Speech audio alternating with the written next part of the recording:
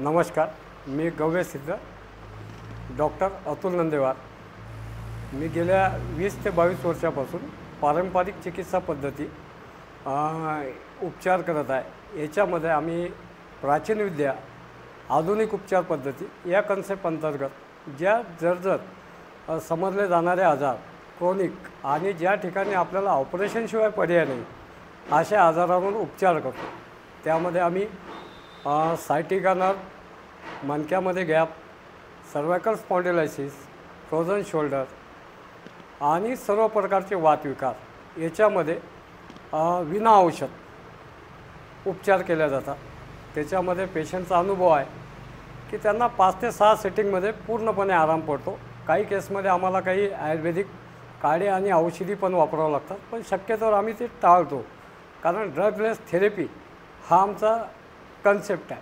आणि याच्यामध्ये पेशंट जेव्हा येतो तेव्हा तो अतिशय घाबरलेला असतो, कारण त्याला माहीत असतं की ऑपरेशन केल्याशिवाय हा आजार नीट होणार नाही। इतरांचे पण अनुभव असतात, पण आमच्याकडे जे पेशंट येतात त्यांचे अनुभव असे असतात की इथं आल्यानंतर आम्हाला सेम डे 70 ते 80% आम्हाला आराम पडला आहे। आणि आराम पडल्यानंतर हा कॉन्सेप्ट आराम असतो की पुन्हा हा रिपिटेशन नसतं डिसीजमध्ये।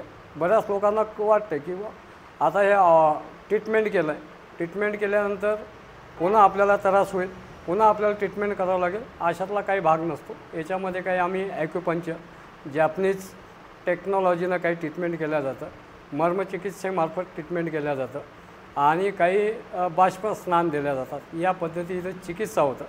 याच्यामध्ये किडनी स्टोन झालं, मूळव्याध झाला, हायपर ॲसिडिटी झालं, असे जे जनरल प्रॉब्लेम आहेत ते 1 ते 1.5 महिन्यातच नीट होतात। आपल्या क्लिनिकला एक वेळेस अवश्य भेट द्या आणि आपल्याला आलेला अनुभव इतरांपर्यंत पोहोचवा।